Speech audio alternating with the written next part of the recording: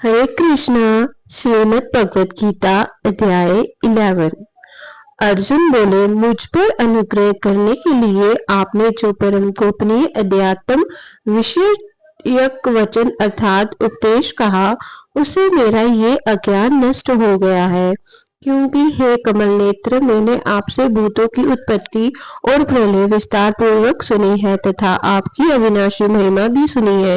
हे परमेश्वर, आप अपने को जैसा कहते हैं ये ठीक ऐसा ही है, परंतु हे पुरुषोत्तम, आपके ज्ञान ऐश्वर्य शक्ति बल विनय और तेज से युक्त ईश्वर रूप को मैं प्रत्यक्ष देखना चाहता हूँ। हे प्रभु, यदि मेरे द्वारा आपका वह रूप देखा जाना शक्य है, ऐसा आप मानते हैं, तो हे योगेश्वर, उस अविनाशी स्वरूप का मुझे दर्शन कराइए।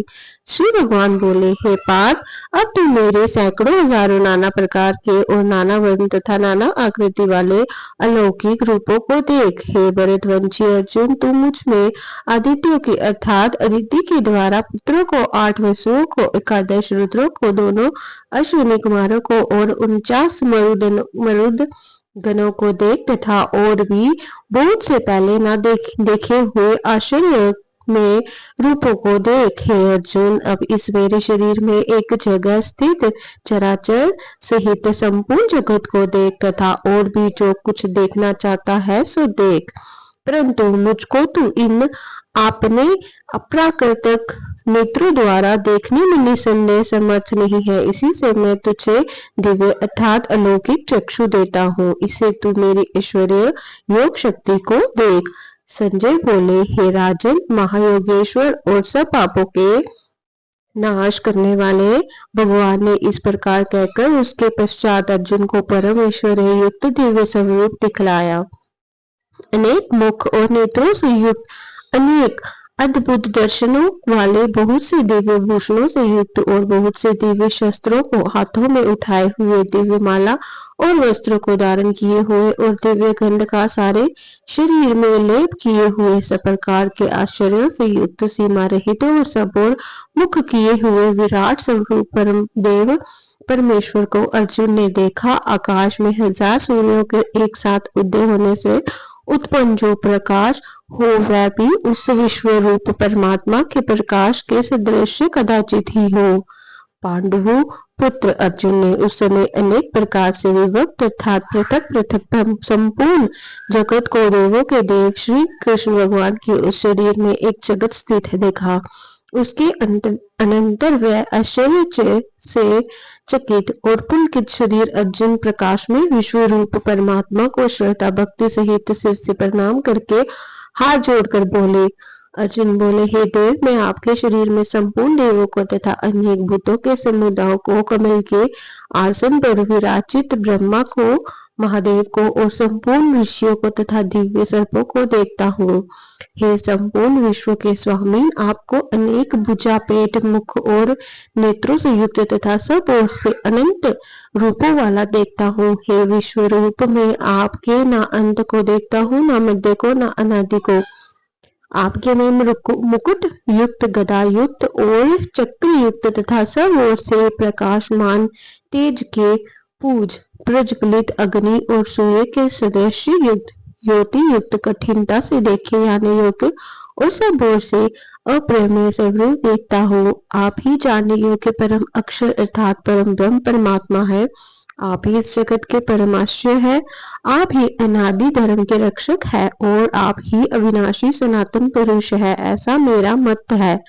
आपको आदि अंत और मध्य से रहित, अनंत अर्थ से युक्त, अनंत भुजा वाले, चंद्र सूर्य रूप नेत्रों वाले, प्रज्वलित अग्नि रूप मुख वाले और अपनी तेज से इस जगत को संपन्न करते हुए देखता हूँ। हे महात्मन, सब ये स्वर्ग और पृथ्वी के बीच का संपूर्ण आकाश तथा सब दिशाएं आप से ही परिपूर्ण है तथा आपके इस अलौकिक और भयंकर रूप को देखकर तीनों लोग अति व्यथा को प्राप्त हो रहे हैं। प्राही देवताओं के समूह आप में प्रवेश करते हैं और कुछ भयभीत होकर हाथ जोड़े आपके नाम और गुणों का उच्चारण करते हैं तथा महर्षि और सिद्धों के समुदाय कल्याण को ऐसा कहकर उत्तम उत्तम स्तोत्रों द्वारा आपकी स्तुति करती है। जो 11 रुद्र और 12 अदिति तथा 8 वसु, 7 गण, विश्व देव, अश्विनी कुमार तथा मरुंड गण और पितरों का समुदाय तथा गंधर्व, यक्ष, राक्षस और सिद्धों के समुदाय है, वह सभी विस्मित होकर आपको देखते हैं। हे महाबाहो, आपके बहुत मुख और नेत्रों वाले, बहुत हाथ, यज्ञा और पैरों वाले, बहुत उदरों वाले और बहुत सी दाढ़ों के कारण अत्यंत विकराल महान रूप को देखकर सब लोग व्याकुल हो रहे हैं तथा मैं भी व्याकुल हो रहा हूँ। क्योंकि हे विष्णु, आकाश को स्पर्श करने वाले देदीप्यमान अनेक वर्णों से युक्त तथा फैलाए हुए मुख और प्रकाशमान विशाल नेत्रों से युक्त आपको देखकर व्यपित अंतःकरण वाला मैं धीरज और शांति नहीं पाता हूँ। दाढ़ों के कारण विकराल और प्रलय काल की अग्नि के समान प्रज्वलित आपके मुखों को देखकर मैं दिशाओं को नहीं जानता हूँ और मुख भी नहीं पाता हूँ। इसलिए हे देवेश, हे जगनिवास, आप प्रसन्न हो।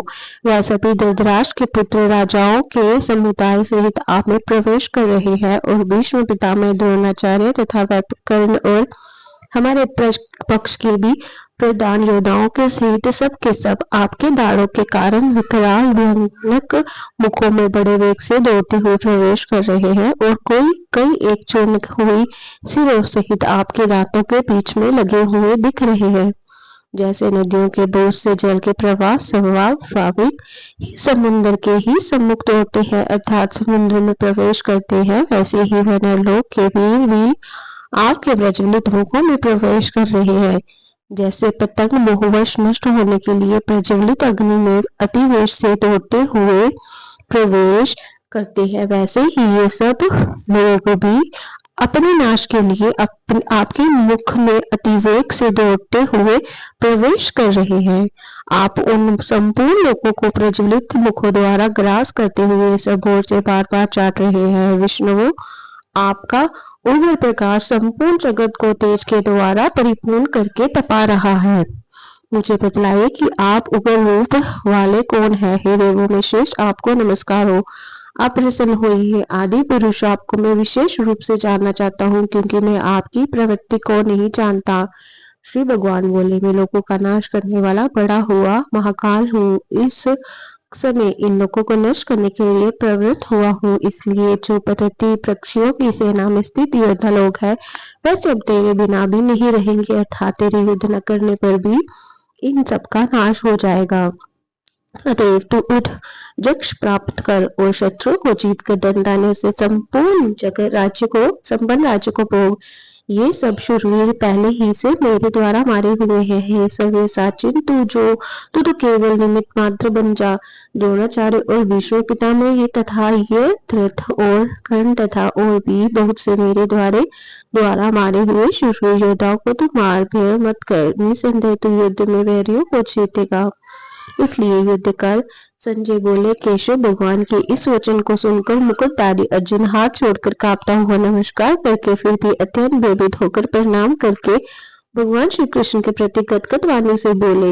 अर्जुन बोले, हे अंतर्यामी, ये योग्य ही है कि आपके नाम गुण और प्रभाव के कीर्तन से जगत अति हर्षित हो रहा है और अनुराग को भी प्राप्त हो रहा है तथा भयभीत राक्षस लोग दिशाओं में भाग रहे हैं और सब सिद्ध गुणों के समुदाय नमस्कार कर रहे हैं। हे महात्मन, ब्रह्मा के भी आदिकर्ता और सबसे बड़े आपके लिए वह कैसे नमस्कार न हो करे, क्योंकि हे अनंत, हे देवेश, हे जगनिवास, तो जो सत असत और उनसे परे अक्षर अर्थात सच्चिदानंद गण ब्रह्म है, वह आप ही है। आप आदिदेव और सनातन पुरुष है। आप इस जगत के परम आश्रय और जाने वाले तथा जाने योग्य और परम धाम है। हे अनंत रूप, आपसे ये सब जगत पर्याप्त यथार्थ परिपूर्ण है। आप वायु, यमराज, अग्नि, वरुण, चंद्रमा, प्रजा के स्वामी ब्रह्मा और ब्रह्मा के पिता है।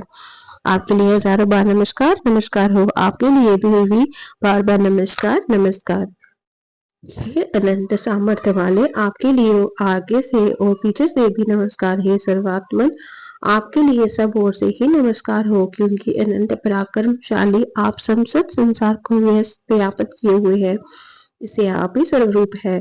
आपके इस प्रभाव को ना जानते हुए आप मेरे सखा है ऐसा मानकर प्रेम से अथवा प्रमाद से भी मैंने हे कृष्ण, हे यादव, हे सखे, इस प्रकार जो कुछ भी ना सोचे समझे हठात कहा है। और हे अच्युत, आप जो मेरे द्वारा विनोद के लिए विहार, शैया, आसन और भोजनादि में अकेले अथवा उन सखाओं के सामने भी अपमानित किए गए हैं, वह सब अपराध अप्रमेय स्वरूप अर्थात चिंतनीय प्रभाव वाले आपसे मैं क्षमा करवाता हूँ।